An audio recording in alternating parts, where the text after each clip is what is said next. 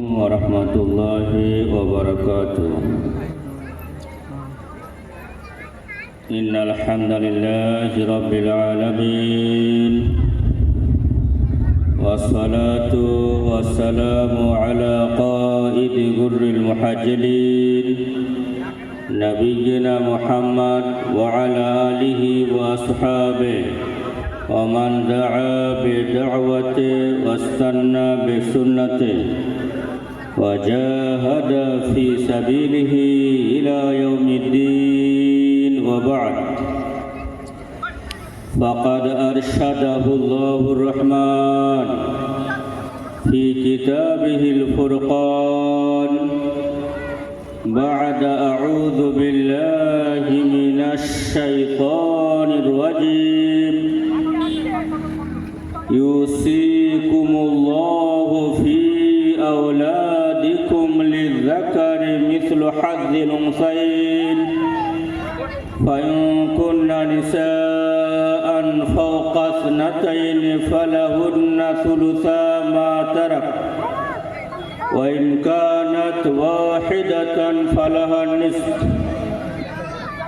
Wa arsyada nabiyyuna Muhammadun sallallahu alaihi wasallam fi haditsihil mubarak ma rawahu al-imam al-Bukhari rahimahullahu ta'ala fi kitabihi as-sahih an Abdullah ibn Mas'ud radhiyallahu ta'ala anhu qala حدثنا رسول الله صلى الله عليه وسلم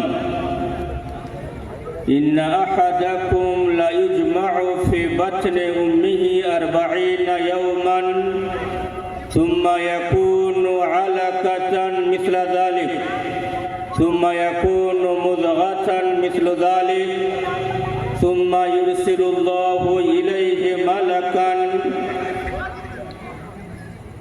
ويكتب رزقه عمله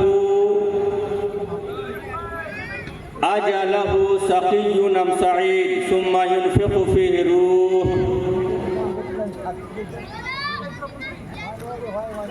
মুসর নারায়ণপাড়া গ্রামবাসীর ব্যবস্থাপনায় আজকের এই দিনী সমাবেশের আপনাদের নির্ধারিত সম্মানীয় সভাপতি, মঞ্চস্থ এলাকার বিশিষ্ট ব্যক্তিত্ববর্গ, সম্মুখস্থ উপবিষ্ট সমবয়স্ক বয়োজ্যেষ্ঠ ও বয়কনিষ্ঠ, পর্দার অন্তরালে সমবয়স্কা বয়োজ্যেষ্ঠা ও বয়কনিষ্ঠা, আবাল বৃদ্ধ বনিতা, জাতি ধর্ম বর্ণ নির্বিশেষে যারা আমাদের আলোচনা শুনবার জন্য এসেছেন সকলকে জানাই শ্রেণীগতভাবে যথাযথ অফুরন্ত আন্তরিক শ্রদ্ধা, অভিনন্দন ও সেনাশিস। প্রশংসা মাতৃ ভূমণ্ডল নবমণ্ডল তদুভয়ের মধ্যাস্থিত যাবতীয় বস্তুর অধিপতি আল্লাহ, তারপরে পরি তারই প্রেরিত দূত বিশ্ববরেণ্য নেতা বিজ্ঞ মনীষী আমাদের রসুল মুহাম্মদ সাল্লাল্লাহু আলাইহি সাল্লামের উপরে অসংখ্য অগণিত আনকাউন্ট দরুদ সালাম বর্ষিত হোক। আল্লাহুম্মা সাল্লি ওয়া সাল্লিম ওয়া বারিক আলা আবদিকা ওয়া নাবিয়্যিকা মুহাম্মদ ওয়া আলা আলিহি ওয়া আসহাবিহি আজমাইন।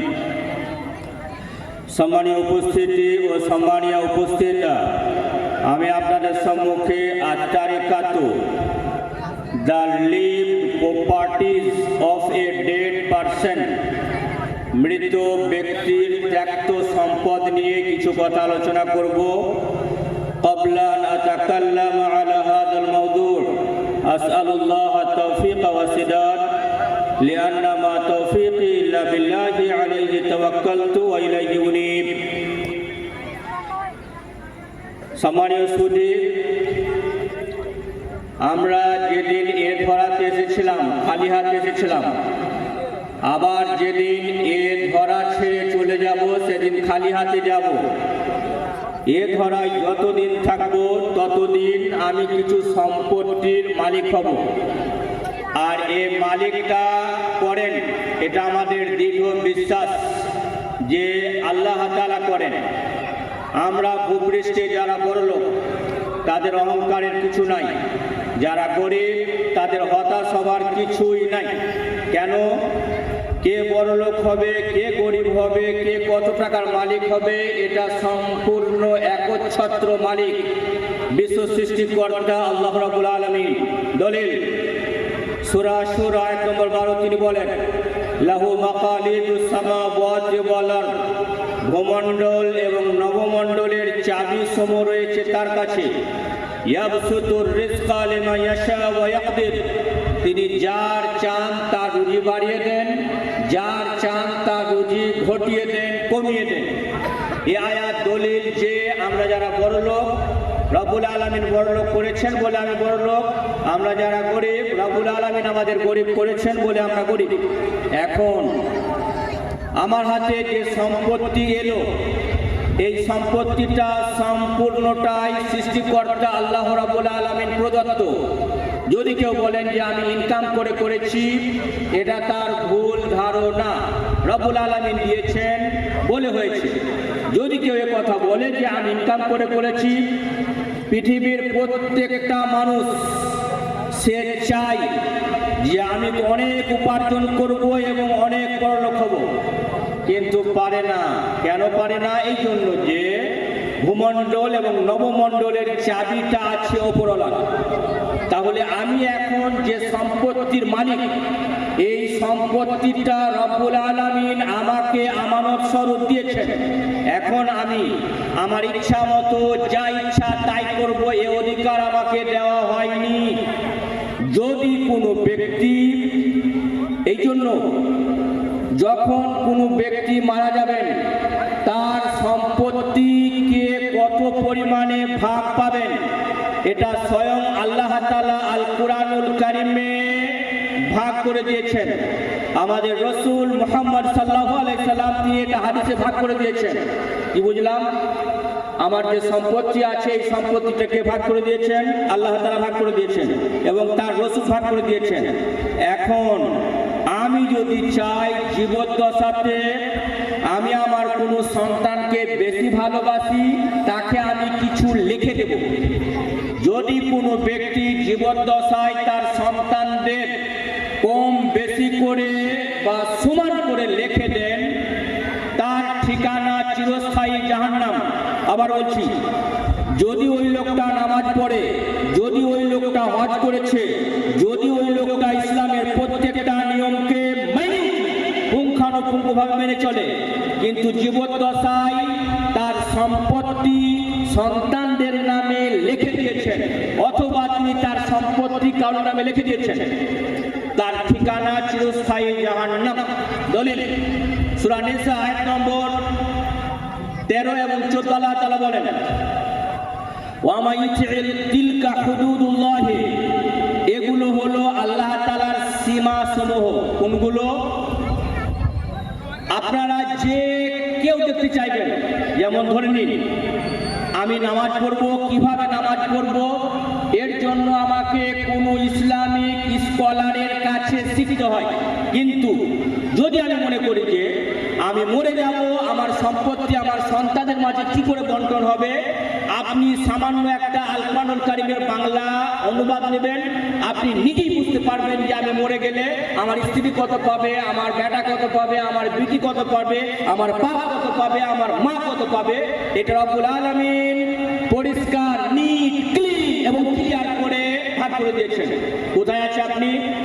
যারা দেখতে চাইবেন তার সম্পত্তি ভাগ করা শিখার, সূরা নিসা আয়াত নম্বর 11, আয়াত নম্বর 12 এবং আয়াত নম্বর 176 আল কুরআনুল কারীমের 3 জায়গাতে আমার যে সম্পত্তি আছে, আমি যে সম্পত্তির মালিক, এই সম্পত্তিটা ভাগ করে দিয়েছে রব্বুল আলামিন। কোথায় পাবেন আপনি?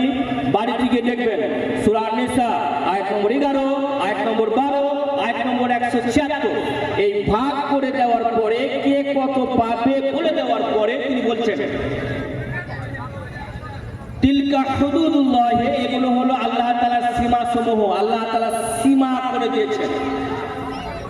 ওয়া মা ইউতিল্লাহ ওয়া রাসূলহু, যে ব্যক্তি আল্লাহ এবং তার রাসূলের আনুগত্য করলো, এর মানে হলো জীবদ্দশায় সম্পত্তি বন্টন করে গেল না। ইউদখিলুহু জান্নাতিন তাজরি মিন তাহতিহাল আনহার, আল্লাহ তাআলা ওই লোকটাকে প্রবেশ করাবেন এমন জান্নাতে, যে জান্নাতের নিম্ন দেশ থেকে নদী প্রবাহিত। খালিদিনা ফিহা, সেখানে তারা চিরস্থায়ী বসবাস করবে। ওয়া যালিকাল ফাউজুল আযীম, এবং এটা হলো মহা সাফল্য। এই আয়াতে রব্বুল আলামিন আমাদের নির্দেশ দেন যে আমরা যেন জীবদ্দশায় সম্পত্তি বন্টন না করি। যদি কেউ সম্পত্তি বন্টন করেছে তার ঠিকানা চিরস্থায়ী জাহান্নাম। পরের আয়াত সূরা নিসা আয়াত নম্বর 14, আল্লাহ তাআলা বলেন, ওয়া মা ইয়াসিল্লাহু ওয়া রাসূলুহু, যে ব্যক্তি আল্লাহ এবং তার রাসূলের অবাধ্যতা করলো, ওয়া ইয়াতাআদ্দা হুদুদাহু, এবং আল্লাহ তাআলা নির্ধারিত সীমাকে লঙ্ঘন করলো, ইউদখিলুহু নারান খালিদান ফিহা, তিনি তাকে প্রবেশ করাবেন জাহান্নামে। কদিন থাকবে জাহান্নামে? খালিদান ফিহা মানে চিরস্থায়ী থাকবে। এখানে কি বুঝতে পারলাম? যদি কোনো ব্যক্তি জীবদ্দশায় তার সম্পত্তি বন্টন করে যায়, তার ঠিকানা চিরস্থায়ী জাহান্নাম। আল্লাহ রাব্বুল আলামিন বলেছেন সূরা নিসা আয়াত নম্বর 14-তে, ওয়ালাহুম আযাবুম মুহিন, তার জন্য রয়েছে ভয়ঙ্কর শাস্তি। এখানে কি বুঝতে পারলাম? সম্পত্তি জীবদ্দশায় বন্টন করা যাবে না। আল্লাহ তাআলা সূরা নিসা আয়াত নম্বর 176 বলেন, ইনিমরুন হালাকা, যদি কোনো মানুষ মরে যায়, লাইসা লাহু ওয়ালাদুন, তার কোনো সন্তান না থাকে, ওয়ালাহু উখতুন, তার যদি একটা বোন থাকে, ফালাহা নিসফু মা তারাকা, তার জন্য অর্ধেক সম্পত্তি সে যা ছেড়ে গেছে। এ আয়াতে মা তারাকা এর মানে হলো মৃত ব্যক্তির ত্যাক্ত সম্পদ, জীবদ্দশার সম্পদ বুঝায় না। তাহলে জীবদ্দশায় সম্পদ বন্টন শরীয়তে হারাম। যা হবে মরার পরে হবে। আর এ বন্টন আমি জমির মালিক বলে আমাকে রব্বুল আলামিন দায়িত্ব দেননি, বরং তিনি নিজে তার সম্পত্তিকে ভাগ করে দিয়েছেন। সূরা নিসাতে আয়াত নম্বর 11, আয়াত নম্বর 12-তে যেখানে তারাকা তারাকা তারাকা শব্দ উচ্চারণ হয়েছে, এর মানে হলো ছেড়ে গেছে, ছেড়ে গেছে, ছেড়ে গেছে। মানে একজন ব্যক্তি মারা গেছে, মরে যাওয়ার পরে যে সম্পত্তি ছেড়ে গেছে, ওই সম্পত্তির কথা বোঝানো হয়েছে। ভাই মুসলিম, তাহলে সূরা নিসা আয়াত নম্বর 14 দলিল যে যদি কোনো ব্যক্তি জীবদ্দশায় তার সম্পত্তি সন্তানদের মাঝে লিখে দেয়, তার ঠিকানা চিরস্থায়ী জাহান্নাম। যদি লোকটা নামাজ পড়তো, যদি লোকটা হজ করেছে, যদি লোকটা ইসলামের প্রত্যেকটা নিয়মকে মাইন্যুটলি মেনে চলে। এখানে একটা কথা লক্ষণীয় যে আল্লাহ রাব্বুল আলামিন খালিদান ফিহা চিরস্থায়ী শব্দ একজন মুমিনের জন্য ব্যবহার করেছেন। আল্লামা তানতাবি রাহিমাহুল্লাহ তাআলা তার রচিত গ্রন্থ আত-তাফসীরুল ওয়াসিত সূরা নিসা আয়াত নম্বর 14-তে তিনি উল্লেখ করেন যে যদি মুমিনের জন্য, মুসলমানের জন্য খালিদান এই শব্দটা কোরআনুল কারীমে বা হাদিসে ব্যবহার হয়, অর্থাৎ চিরস্থায়ী ব্যবহার হয়, এর অর্থ হলো তুলে জামান, মানে দীর্ঘ দিন ওই লোকটা জাহান্নামে থাকবে। অবশেষে রব্বুল আলামিন যখন চাইবেন তাকে মাফ করবেন, ফলে তিনি তাকে জান্নাতে প্রবেশ করাবেন। জীবদ্দশায় সম্পত্তি বন্টন কেন বৈধ নয়? এই জন্য যে এটা হলো হুকুকুল ইবাদ, বান্দার হক। যদি আপনি সূরা নিসা আয়াত নম্বর 36 পড়েন, এই আয়াতে রব্বুল আলামিন নিজের একটা হকের কথা উল্লেখ করেছেন, আর বান্দাদের পরস্পরের 9টা হকের কথা উল্লেখ করেছেন। তার মধ্যে এটা একটা হক যে জীবদ্দশায় কোনো ব্যক্তি তার সম্পত্তি বন্টন করে যেতে পারবে না। এখন যদি কোনো ব্যক্তি চায় যে আমি জীবদ্দশায় আমার সন্তানদেরকে কিছু সম্পত্তি দেব, তাহলে দিতে পারবো কি না, এ ব্যাপারে হাদিসগুলো কি বলে দেখি। সহিহ বুখারী হাদিস নাম্বার 2585, 2586 এবং 2587 পরপর 3টে হাদিস ইমাম বুখারী রাহিমাহুল্লাহ উল্লেখ করেছেন। এখানে তিনি বাব নির্ধারণ করেছেন আল হিবা আলাল আওলাদ, সন্তানদের মাঝে সম্পত্তি উপহার দেওয়া। তাহলে জীবদ্দশায় যদি কোনো গার্জেন সম্পত্তি সন্তানদেরকে দিতে চান সেটা হবে কেবলমাত্র উপহার স্বরূপ। ঠিক এরকম হাদিস উল্লেখ করেছেন। হাদিসের বর্ণনাকারী নুরমান বিন বাশির রাদিয়াল্লাহু তাআলা তিনি বলছেন,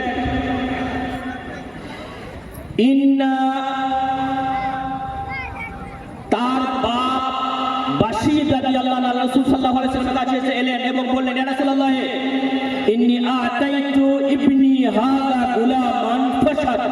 হে আল্লাহর রাসূল সাল্লাল্লাহু আলাইহি ওয়াসাল্লাম, আমি আমার ছেলে নুরমানকে একটা গোলাম কৃতদাস দিলাম, আপনি এর জন্য সাক্ষ্য থাকুন। আল্লাহ রাসূল সাল্লাল্লাহু আলাইহি ওয়াসাল্লাম এই কথা শ্রবণ করা মাত্র বললেন, কি বললেন? ইয়া বাশির আকুল্লু ওয়ালাদিকা নাহালতাহা কাদা, তুমি কি তোমার সব সন্তানদের একটা করে গোলাম দিয়েছো, একটা করে কৃতদাস উপহার দিয়েছো? তিনি বললেন, না, আমি উপহার দেইনি। আল্লাহ রাসূল সাল্লাল্লাহু আলাইহি ওয়াসাল্লাম নির্দেশ দিলেন, ফারজিহা, তুমি একটা সন্তানকে যে একটা কৃতদাস দিয়েছো সেটা তুমি ফেরত দাও। ওয়াআদিলু বাইনা আওলাদিকুম, এবং সন্তানদের মাঝে তুমি ইনসাফ করো। এটা দলিল, যারা আরবি ভাষা বুঝছেন এখানে ওয়ালাদুন যে শব্দ ব্যবহার করা হয়েছে এর মানে হলো কন্যা এবং ছেলে উভয়কে বোঝানো হয়েছে। তাহলে দলিলের কথা যে যদি কোনো গার্জেন জীবদ্দশায় সন্তানদের কিছু দিতে চান তাহলে কন্যাকে এবং ছেলেকে উভয়কে সমানভাবে দিতে হবে, কম বেশি করে দেওয়ার সুযোগ নেই। এটা হলো জীবদ্দশায়। আর মরে যাওয়ার পরে আল্লাহ তাআলা সূরা বাকারা সূরা নিসা আয়াত নম্বর 11-তে বলেন, লিযাকারি মিসলু হাযিল উনসাইন, পুরুষের জন্য দুই কন্যার সমপরিমাণ অংশ। এটা মরে যাওয়ার পরে যদি কোনো গার্জেন জীবদ্দশায় সম্পদ দিতে চান তাহলে তিনি কন্যা এবং ছেলে উভয়কে সমানভাবে দিতে হবে। সেটা লেখা হবে না, সেটা কেবলমাত্র উপহার স্বরূপ, বন্টন নয়। বন্টন হবে সেটা মরে যাওয়ার পরে। তাহলে এখন আমরা সিদ্ধান্তে এলাম যে জীবদ্দশায় সম্পত্তি বন্টন করা হারাম। আমি যে সম্পত্তির মালিক হয়েছি এ সম্পত্তিটা আমার নয়, বরং রব্বুল আলামিন এটা আমার কাছে আমানত রেখেছেন। সুতরাং সম্পত্তি বন্টন হবে মরে যাওয়ার পরে।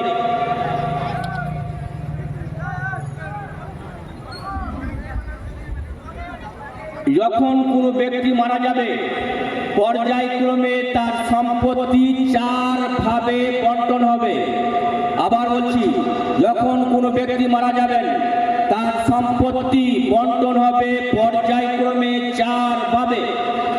সহিহ বুখারী হাদিস নাম্বার 1274। ক্বালা ইব্রাহিম নাখাই রাহিমাহুল্লাহ তাআলা, ইমাম বুখারী রাহিমাহুল্লাহ তাআলা ইব্রাহিম নাখাইয়ের কওল উল্লেখ করেছেন। তিনি বলেন যে ইবদাউ বিল কাফনে, সবের প্রথম যখন কোনো ব্যক্তি মারা যাবেন তার বন্টন হবে তার মাল সবের প্রথম তার কাফন দিয়ে। ইমাম বুখারী রাহিমাহুল্লাহ হাদিস নম্বর 1274 এর বাব নির্ধারণ করেছেন, আল কাফানু মিন জামিইল মাল, অর্থাৎ কাফন হবে সম্পূর্ণ মাল থেকে। কি বুঝতে পারলাম? আমি যেদিন এ ধরা ছেড়ে যাব আমার অন্তিম যাত্রায় যে কাফনটা হবে এটা আমার নিজস্ব পয়সা থেকে হবে। এটা হলো ইসলাম। যদি আমি জীবদ্দশায় সন্তানদের মাঝে সম্পত্তি লিখে দিলাম, বন্টন করে দিলাম, তাহলে যখন আমি মরে যাব আমার অন্তিম যাত্রায় যে পোশাকটা লাগবে এই পোশাকটা আমার ছেলেদের কাছ থেকে আমাকে নিতে হবে, আমার নিজস্ব থাকলো না। অথচ ইসলামের নির্দেশ যে আমি মরে যাব আমার অন্তিম যাত্রায় যে কাফনটা হবে এই কাফনটা আমার নিজস্ব সম্পদ থেকে হবে। দলিল সহিহ বুখারী হাদিস নাম্বার 1265। হাদিসের বর্ণনাকারী ইবনে আব্বাস রাদিয়াল্লাহু আনহু তিনি বলেন, বাইনামা রাজুলুন ওয়াকিফুন বিআরাফাতা, একদা এক ব্যক্তি আরফার মাঠে উপস্থিত ছিলেন।